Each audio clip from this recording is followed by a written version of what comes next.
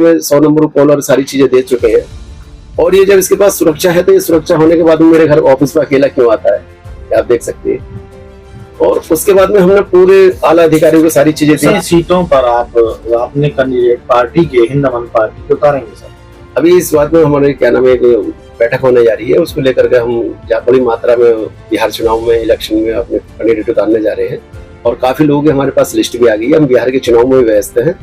और लोग जिन्हें क्या क्या कह रहे हैं कहने दीजिए। बिहार के घोटाले तो ज्यादातर खुलते चले आ रहे हैं, अब से नहीं सदियों से उलटते चले आ रहे हैं। और ये घोटाले ऐसे ही चलते रहेंगे क्योंकि इनके वहां पर क्या होता है, जिसकी सरकार आती है वहां की जनता को कुछ दे तो पाते नहीं है। हाँ, एक चीज जरूर दे जाते हैं, वो होता घोटाला।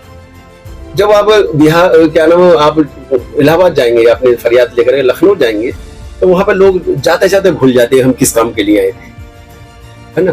तो अब हमारी जो हिंद दमन पार्टी उत्तर प्रदेश में खास तौर से ये काम करने जा रही है कि वहां से जो वहां की एक शाखा हाई कोर्ट के मेरठ या बुलंदशहर या अदर किसी जिले में जहां पे हमारे देश का कानूनी और न्यायपालिका उसको मंजूर करेगी, और यानी कि पश्चिमी उत्तर प्रदेश के 4-5 जो जिले हैं इनमें कहीं मिला कर रखते ताकि लोगों को भी आसानी हो जाए।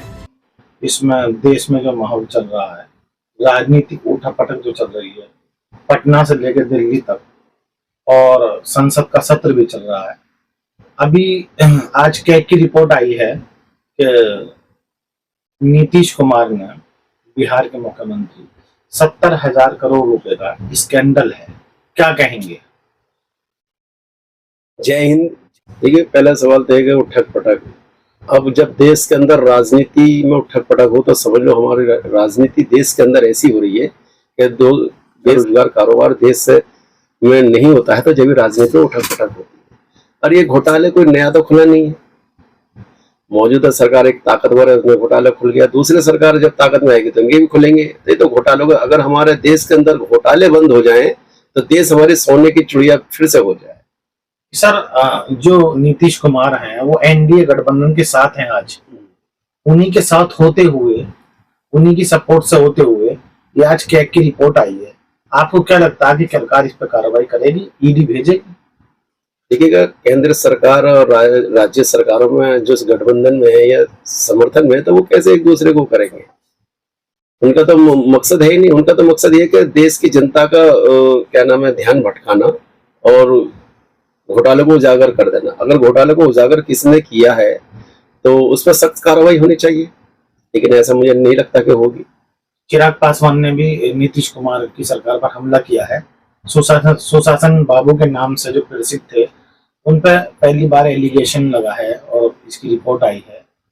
तो जो चारा घोटाला हुआ था बिहार में, बड़ा चर्चित, बहुचर्चित, उसमें और इसमें कितना आप डिफरेंस मानते हैं? देखिएगा, बिहार के घोटाले तो ज्यादातर खुलते चले आ रहे हैं, अब से नहीं सदियों से उलटते चले आ रहे हैं। और ये घोटाले ऐसे ही चलते रहेंगे क्योंकि इनके वहां पर क्या होता है, जिसकी सरकार आती है वहां की जनता को कुछ दे तो पाते नहीं है। हाँ, एक चीज जरूर दे जाते हैं, वो होता घोटाला। वो दे रहे हो, उनका काम है। अब चिराग पासवान हो या जिनका आप नाम ले रहे हो कोई भी, लेकिन हिंद दमन पार्टी अगर कभी केंद्र में और राज्य में सरकार बनाएगी तो सबसे पहले इन घोटालेबाजों पर ही एक्शन लेने का काम करेगी। आपको बिहार में क्या लगता है कि किसकी सरकार जो है बननी चाहिए और आप किसके साथ रहेंगे? जनता बहुत जागरूक है और मैं तो यही कहूंगा कि हम किसी के साथ नहीं है। हम हिंद दमन पार्टी अपना मजबूती से इलेक्शन लड़ेगी और पूरे देश में लड़ेगी क्योंकि जनता जागरूक है। जनता वोट किसी को भी दे दे, ये ईवीएम जीत रही है, कोई पार्टी नहीं जीत रही। ईवीएम मशीन जब तक आप देश से नहीं हटाओगे, जब तक कोई भी सरकार अपनी नहीं चुन के लाओगे। देश में सरकार अपनी चुन के लाना है तो ईवीएम को हटाना है, ये हिंद दमन पार्टी का नारा है। सर, जो एसआईआर की रिपोर्ट के चल रहा है, विरोध चल रहा है, विपक्ष विरोध कर रही है, राहुल गांधी जी भी और सारा विपक्ष मिल गया है, जो चुनाव आयोग ने रिपोर्ट एसआईआर के जो खिलाफ चल रही है, उस पर क्या कहेंगे आप? देखिएगा, मेरा कहना यही है कि इनको सब पहले से ही पता होता है। अब संसद चल रही है, संसद चलने का मतलब ये क्या नाम है, कहीं ना कहीं तो इनको अपने दिखाना पड़ेगा कि हम भी देश के अंदर हैं, हम जनता के लिए काम कर रहे हैं। अभी जो संसद बंद हो जाएगी तो ये भी खामोश हो जाएंगे, घोटाले भी खुल रहे, मोदी जी बाहर भी भाग गए, सारी चीजें संसद में सवाल उठ रहे हैं। बताइए, इतने सारे सवाल उठते हैं, किस पर कार्रवाई होती है? सारे दबा दिए जाते हैं। उपराष्ट्रपति जी इस्तीफा दे चुके हैं, इस पर क्या कहेंगे आप? इस पे तो पूरा देश ही कह रहा, मुझसे मैं कहलवाऊं तो बेहतर है। पूरा देश कह रहा है इस पे कि उपराष्ट्रपति जी एकदम इतने, भगवान उनको क्या नाम है और लंबी उम्र दे और अच्छा अच्छा स्वास्थ्य दे। मुझे तो लगता नहीं कहीं से स्वास्थ्य उनकी कोई बीमारी है, उनको जो स्वास्थ्य खराब है। ये तो एक पॉलिटिकल दबाव है, और पॉलिटिकल दबाव आप सब जानते हैं कहाँ से हो सकता है, कैसे हो सकता है। लेकिन इसमें ऐसे उपराष्ट्रपति जी को अचानक इस्तीफा देना एक देश के लिए बहुत बड़ा झटका है, क्योंकि उन्होंने भी अब थोड़ा सा देश की जनता के लिए काम करना शुरू किया था, तो वो इससे पहले कि वो ज्यादा कर पाते, इसलिए इनको उन्होंने इस्तीफा दे दिया, दिला दिया गया। ये तक जांच का विषय है, लेकिन महामहिम है, इसलिए हम उस पर उन बातों को ज्यादा टिप्पणी नहीं करना चाहते। सत्ताहीन भारतीय जनता पार्टी आज राष्ट्रीय अध्यक्ष की तलाश कर रही है, तो आपको क्या लगता है कि बीजेपी में सब सही चल रहा है? देखिएगा, ये उनका अंदर का मामला है, इसमें हमारी भी टिप्पणी करनी ठीक नहीं है। उनको राष्ट्रीय अध्यक्ष की जरूरत नहीं है। राष्ट्रीय अध्यक्ष के बहुत सारे चेहरे हैं, लेकिन वो जो चेहरा लाना चाह रहे हैं वो चेहरा मजबूत लाना चाह रहे हैं, और वो उनको ऐसा लाना चाह रहे हैं कि वो जो कहे वो राष्ट्रीय अध्यक्ष करे। लेकिन जो राष्ट्रीय अध्यक्ष के चेहरे सामने आ रहे हैं, जनता भी जानती है, आप भी जानते हैं, सब जानते हैं, वो राष्ट्रीय अध्यक्ष इस सोच के हैं कि वो जो कुछ लोग हैं उनकी बातों पर नहीं चलेंगे, न उनकी बात मानेंगे। राष्ट्रीय अध्यक्ष को लेकर गुजरात लॉबी में और जनसंघ में जो टकराव है, तो इसमें किसका पल्ला भारी रहेगा? ये दिखावे की बात है, किसी का कोई पल्ला भारी नहीं रहेगा, सब एक है। ये जनता को दिखा रहे हैं कि हम अलग अलग है, ताकि लोगों को पता पड़ जाएगा कौन हमारे खिलाफ है, कौन हमारे साथ है। ये सब एक है। सर, आपका भी वीडियो वायरल हुआ है, उसमें आपके खिलाफ कोई कंप्लेंट दी गई है, तो इसके बारे में क्या कहना चाहेंगे? ये तो राजनीति है, राजनीति में तो आरोप लगते ही रहते हैं, और मैं तो जनता के हित के लिए उतरा हूँ देश के अंदर, और मैं ऐसे आरोपों से नहीं डरता। आरोप ये लगाना है और सिद्ध करना है। देखिए, हमने आपने सवाल छेड़ दिया है, तो हम आपको एक चीज दिखा देते हैं। आरोप लगाने वाले ने बहुत सारी बातें बताई हैं, लेकिन हम बता देते हैं उसने क्या किया है। कि उसने सबसे पहले बात तो एक दिल्ली में कंप्लेंट दी थी जो बहुत झूठी थी। उसने कहा था कि जी मुझसे इस तरह से ये वो किया और इस तरह का ठगी करी, लेकिन ऐसा कुछ नहीं है। और फिर उसके बाद में वो कहता है कि जी मुझसे झूठ बोल के मेरे घर से ले गए, लेकिन ऐसा भी कुछ नहीं। कोई मैसेज में कुछ और करा है, जो हमारे पास बहुत सारे प्रूफ है। और उनने पहले दिल्ली पुलिस को गुमराह करने की कोशिश करी थी, तो दिल्ली पुलिस ने, हमने बताया था, दिल्ली पुलिस को सारी बात बता दी। दिल्ली पुलिस ने उस क्या नाम है थाना सरिता विहार में उसकी कंप्लेंट को डीडी चढ़ा करके, जिसका डीडी नंबर है, मैं आपको दिखा देता हूँ। देखिए, ये डीडी नंबर है, इसका डीडी नंबर 53 यानी कि 53, डेट 14/2/2025, ये डीडी नंबर है, और ये इसकी कंप्लेंट है। ये सरकारी कागज है। इसमें ये कहता है कि क्या नाम है, मैंने अपनी माँ की बरसी के लिए इससे कुछ पैसे मांगे, क्योंकि मैं राजनीति पार्टी में अध्यक्ष भी हूँ, इस साल से पत्रकारिता भी हूँ। ये इतने बड़े लोग हैं कि मैं इनके घर पे पैसे मांगने गया। उसके बाद में ये कहता है कि जी जो पैसे मैंने दिए थे वो ऑन रिकॉर्ड अपने ड्राइवर सचिन के साथ और पीसीओ हेड कांस्टेबल हारून अली के मौजूदगी में दिए थे। उसके बाद में ये कहते हैं कि मेरे साथ सुप्रीम कोर्ट से क्या नाम है दिल्ली पुलिस और यूपी पुलिस की सुरक्षा मिली हुई है। ये सारी बातें हमने बताई पुलिस को, तो पुलिस ने, दिल्ली पुलिस ने तो इस चीज को नकार दिया। अब सुनने में ये आ रहा है कि इन्होंने उत्तर प्रदेश में कोई कंप्लेंट करी है, तो उत्तर प्रदेश में भी हमने वहां के एक ऐसा ही है, उन्होंने हमारे पास फोन आया, तो हमने उनको भी बता दिया कि जी मामला ये है, और इसके खिलाफ तो हम पहले भी दिल्ली में 100 नंबर कॉल और सारी चीजें दे चुके हैं। और ये जब इसके पास सुरक्षा है, तो ये सुरक्षा होने के बाद मेरे घर ऑफिस में अकेला क्यों आता है, आप देख सकते हैं। और उसके बाद में हमने पूरे आला अधिकारियों को सारी चीजें दी। सर, आपका कहना ये है कि राजनीति से प्रेरित? हाँ, हमें तो प्रूफ के साथ कह रहा हूँ। देखिए कि सारी चीजें हमारे पास, ये आप डीडी देख लीजिएगा, कमिश्नर साहब को हमने दे रखी है कि हमें ब्लैकमेल कर रहा सिक्योरिटी के साथ, क्योंकि ये सिक्योरिटी इसकी हट जाएगी, खेल खत्म हो जाएगा। आप एक बात बताइए, सिक्योरिटी इसको मिली हुई है डीपी यादव के लड़के के, जो डीपी यादव के कांड को लेकर के, उसमें सजा भी हुई, इसके बयान भी हो गए, और उनकी सजा भी पूरी होने वाली है, तो सिक्योरिटी क्यों लेके घूम रहा भाई? इसका काम है सिर्फ लोगों को धमकाना, सिक्योरिटी की आड़ में क्या नाम है वो करना।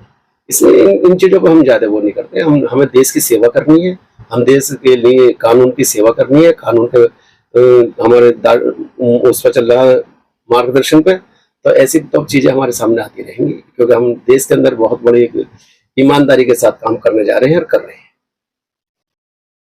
सर, अपने बचाव में आप क्या कहना चाहेंगे? आपकी पार्टी की तरफ से क्या स्टेटमेंट है? देखिए, हमारी पार्टी की तो, मेरी पार्टी तो नहीं है, हमारी पार्टी यानी कि ये देश की पार्टी है, हिंद अमन पार्टी। ये देश की पार्टी है। इस पार्टी के लिए हम ये कहना चाहेंगे कि तरफ से कि देश के अंदर अमन आना चाहिए। सबसे पहले तो अमन आना चाहिए, नफरत खत्म होनी चाहिए, भाईचारा आना चाहिए और रोजगार आना चाहिए, कारोबार आना चाहिए, शिक्षा आनी चाहिए और हमारा देश पहले की तरह सोने की चिड़िया हो जाना चाहिए और देश के अंदर से बिल्कुल घोटाले बंद हो जाने सर, आगामी विधानसभा में आप बिहार के अंदर कैंडिडेट उतारने जा रहे हैं। जी बिल्कुल। कितने सीटों पर आप अपने कैंडिडेट पार्टी के, हिंद अमन पार्टी के उतारेंगे सर? अभी इस बात में हमारे क्या नाम है, एक बैठक होने जा रही है, उसको लेकर के हम बड़ी मात्रा में बिहार चुनाव में, इलेक्शन में अपने कैंडिडेट उतारने जा रहे हैं और काफी लोग हमारे पास लिस्ट भी आ गई है। हम बिहार के चुनाव में व्यस्त हैं और लोग जिन्हें क्या क्या कह रहे हैं कहने दीजिए। हमें तो अपना काम करना, देश की सेवा करनी है। हम तो देश सेवा के लोग हैं और देश के लिए हम काम करें, देश की जनता के लिए। सर, ऐसा भी सूत्रों के हवाले से खबर है कि आप बिहार का बहुत जल्द दौरा करने वाले हैं। मेरा बिहार का दौरा नहीं है, मेरा अभी तो फिलहाल बिहार से, मेरा पूरे भारत में दौरा है। यहाँ से लेकर के मैं गोवा से लेकर के वहाँ बाई रोड जाने वाला हूँ और फेज 2 में आपका बिहार का बंगाल उड़ीसा सब मेरा ये दौरा है और मैं दौरे पे लगातार कर रहा हूँ। मैं दिल्ली में इस टाइम बहुत कम रुक रहा हूँ। मैं देश की जनता को बताने जा रहा हूँ कि देश हमारा सोने की चिड़िया था, आप इस सोने की चिड़िया को दोबारा बनाइए। सर, उत्तर प्रदेश राजनीति की एक प्रयोगशाला कही जाती है और प्रधानमंत्री वहीं से चुन के ज्यादातर आते हैं। पीएम आए हैं अभी तक भी और मौजूदा पीएम भी उत्तर प्रदेश की वाराणसी सीट से ही सांसद है। तो सर, उत्तर प्रदेश में न्याय व्यवस्था के जो लचर, या पश्चिम यूपी में जो हाई कोर्ट बेंच की जो स्थापना की मांग है, तो आप उस पर क्या समर्थन करते हैं उसका, या उसका क्या कहना चाहेंगे? देखिएगा, उत्तर प्रदेश के अंदर जनता तो बहुत सीधी है, लेकिन जो सरकार आती है वो अपने तरीके से चलाती है। जातिवाद उन्होंने फैला रखा है, सबसे पहले तो वो खत्म होना चाहिए।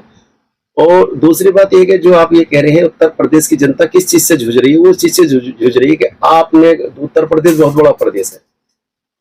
उत्तर प्रदेश बहुत बड़ा प्रदेश है। 23 मेरे लगभग 23 से 24 करोड़ लोग रहते हैं उसमें और बड़ा क्षेत्रफल है, बड़ी आबादी वाला क्षेत्र है। तो वहां पर जैसे कोई कांड आपका नोएडा दिल्ली बॉर्डर पे हो जाए, मैं कल खड़ा था बॉर्डर पे, तो एक तरफ दिल्ली का बॉर्डर था, बैनर था, वो क्या नाम है जो होता है बैरियल, और दूसरा था वो उत्तर प्रदेश का। एक कदम का फर्क था। आप एक कदम में अगर आप चले जाओगे तो आपके लिए 20 रुपए में बस से जाइए, सुप्रीम कोर्ट चले जाइए, हाई कोर्ट चले जाइए, राष्ट्रपति भवन चले जाइए कहीं, और आपने दूसरे तरफ आपके साथ हो जाता तो फिर आपको अपनी फरियाद लेने के लिए कम से कम मेरठ जाना पड़ेगा, उसके बाद में इलाहाबाद जाना पड़ेगा, लखनऊ जाना पड़ेगा। तो लोग उसके आने जाने में मुड़ जाते हैं, इसलिए उनकी आवाज नहीं सुन पाते। इसलिए वहां पर बहुत अरसे से पश्चिमी Uttar Pradesh high court bench की स्थापना के लिए संघर्ष चल रहा है। मैं वही आ रहा हूँ। तो सर, इसमें आपकी पार्टी इस संघर्ष में क्या योगदान देगी? मैं वही बात करने जा रहा था आपसे। तो जब आप बिहार क्या नाम आप इलाहाबाद जाएंगे, अपनी फरियाद लेकर लखनऊ जाएंगे, तो वहां पर लोग जाते जाते भूल जाते हैं हम किस काम के लिए आए थे, है ना। तो अब हमारी जो हिंद अमन पार्टी उत्तर प्रदेश में खास तौर से ये काम करने जा रही है कि वहां से जो वहां की एक शाखा हाई कोर्ट की मेरठ या बुलंदशहर या अदर किसी जिले में जहां पे हमारे देश का कानूनी और न्यायपालिका उसको मंजूर करेगी, यानी कि पश्चिमी उत्तर प्रदेश के 4-5 जो जिले हैं, इनमें कहीं भी लाकर रख दे ताकि लोगों को भी आसानी हो जाए। मेरठ नहीं, आप बुलंदशहर लाके रख दीजिए, बुलंदशहर की थोड़ी तरक्की हो जाएगी। आप अलीगढ़ लाके रख दीजिए, अलीगढ़ की भी तरक्की और हो जाएगी। आप बधाइयों में लाकर रख दीजिए, बधाइयों की तरक्की हो जाएगी। हम ही नहीं करके मेरठ में लाइए आप। तो हमारी जो पूरी प्रक्रिया, हमने 5 जिलों के नाम वहां पे दिए हैं ताकि लोगों को बहुत बड़ी राहत मिले, और इस पर हम बहुत बड़ा काम कर रहे हैं। हमारे वहाँ पे काफी एडवाइजरों से बात चल रही है इस बारे में, और हम इस पे देखो सरकार को भी कानून में डालना चाह रहे हैं। ऐसा माना जाता है हाई कोर्ट की स्थापना वहाँ के अधिवक्ताओं द्वारा, वहाँ की लॉबी द्वारा, जो अधिवक्ताओं की लॉबी है, उसके दबाव में सरकार नहीं कर पाती है। देखिए, दबाव किसी का नहीं है, चक्कर क्या है कि सरकार कारोबार नहीं दे पा रही है। तो वहाँ पे जो इलाहाबाद जो है, एक तो कुंभ के मेले से ज्यादातर प्रसिद्ध है, दूसरा इलाहाबाद हाईकोर्ट से ज्यादा प्रसिद्ध है। तो वहाँ पर कारोबार हो जाएगा तो उन चीजों से उनको होगा ही नहीं। तो दबाव किसी का नहीं है वहाँ पे। वो उनके दिमागों में ये फिर बैठी हुई है, हमारे जो अधिवक्ता है देश के और खासतौर से उत्तर प्रदेश इलाहाबाद के, कि अगर यहाँ से हाईकोर्ट एक बेंच चली गई तो ज्यादातर हमारा कारोबार खत्म हो जाएगा। या हमारे क्लाइंट खत्म हो जाए, लेकिन ऐसा कुछ नहीं है। उनका ये भी मानना है कि दिल्ली से मिले हुए जितने भी जिले हैं उत्तर प्रदेश, तो सारे अमीर हैं, और जहां पे हाई कोर्ट है वहां पे कुछ लोग फीस भी उनको कम देते हैं, यहाँ के लोग मुंह मांगी फीस देते थे। तो ये कहीं ना कहीं उनके दिमाग में फिट है, लेकिन वो हम आसानी हौले हौले निकाल देंगे, ऐसी बात नहीं है। बात चल रही है इस पे, और बहुत जल्दी हम जो है हाई कोर्ट को इन 5 जिलों के अंदर कहीं भी शिफ्ट कराने जा रहे हैं। सस्ता न्याय, सस्ती शिक्षा, फ्री शिक्षा, ये हर आदमी का अधिकार है संवैधानिक।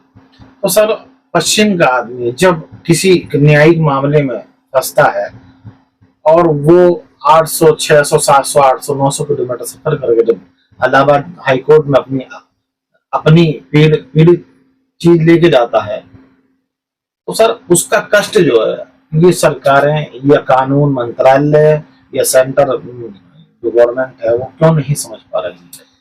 देखिए, समझ सब पा रहे हैं और सबकी समझ में भी आ रहा है, लेकिन हमारी जनता को थोड़ा सा सही होना पड़ेगा। जहाँ की जो समस्या, खासतौर से देश की जनता को अपने को कहना था, जहाँ की तुम्हारे जिस इलाके, गांव की, कस्बे की, मोहल्ले की, जिले की, मंडल की समस्या है, उस समस्या को आप उजागर करें, उस समस्या के लिए आवाज उठाएं और सरकार और जन जन तक पहुंचाएं। हमारे देश के अंदर अभी न्याय नहीं मरा, हमारे देश के अंदर अभी न्यायपालिका जिंदा है, हमारा देश अभी संविधान से चल रहा है, हमारा देश अभी लोकतंत्र से चल रहा है। तो आप ये नहीं सोचे कि हमारी आवाज नहीं उठाई जाएगी। आपकी आवाज हिंद अमन पार्टी सड़क से लेकर संसद तक उठाएगी, ये हम आपसे वादा कर रहे हैं। आप अपनी आवाज तो उठाइए, आपकी आवाज आप ही उठाएंगे, कोई दूसरा उठाने नहीं है। तो जो आपकी आवाज आप लाइए, घर से निकाल के बाहर लाइए, बाहर से निकाल के संसद तक जाएगी आवाज, ये हम वादा करते हैं। सर, आपसे अपेक्षा की जाती है कि पश्चिम उत्तर प्रदेश के लिए हाईकोर्ट बेंच की स्थापना में आपकी पार्टी योगदान देगी, ऐसा लोग आपसे उम्मीद रखते हैं। हम इसे करने जा रहे हैं सर, ये होने जा रहा है बहुत जल्दी। इस पर बहुत हमारी काफी मीटिंगें हो चुकी हैं। ये बहुत जल्दी हम देखो, हम ढोल नहीं बजाते, हम रोल नहीं मचाते, हम झूठे वायदे नहीं करते, हम सच्चे देशभक्त हैं, ईमानदार हैं, हम सच्ची बात करते हैं। हम ये करने जा रहे हैं, हम जो देश के लिए अच्छे अच्छे काम है वो करने ही जा रहे हैं। एक दुखद घटना हुई है राजस्थान में कि स्कूल की छत गिर गई है, 4 बच्चे की मरने की खबर है, क्या कहना चाहेंगे? बड़े मुझे इस बात पर बड़े अफसोस है कि हमारे देश के अंदर वैसा तो हम बड़ी बड़ी बातें करते हैं, लेकिन सही से स्कूल की रिपेयरिंग तक नहीं हो पा रही है। और तो और अभी मैं आज अखबार में पढ़ रहा था, दिल्ली के अंदर भी 30 स्कूल MCD के बंद होने जा रहे हैं, और दिल्ली बोर्ड ने तो पहले ही काफी स्कूल अपने बंद कर दिए हैं। उर्दू तो देश के अंदर से लगभग खत्म ही हो चुकी है, अब ये हिंदी को भी हौले हौले खत्म करते जा रहे हैं, पंजाबी भी उन्होंने लगभग खत्म कर दी है। तो ये देश की जो हमारी संस्कृति है उसको खत्म करने जा रहे हैं। मुझे बड़ा अफसोस है इस बात का। और रही छत गिरने की बात, तो छत गिरने के लिए इसमें जो वहाँ की शिक्षा प्रशासन है वो जिम्मेदार है, और उनको जांच होने के बाद उनको सख्त से सख्त कार्रवाई होनी चाहिए। और जो मरने वाले, जो बच्चे घायल है, जिनके चोट पहुंची है, जो उनके पीड़ित है, उनको न्याय मिलना चाहिए। ठीक है सर, धन्यवाद। जय हिंद, जय भारत।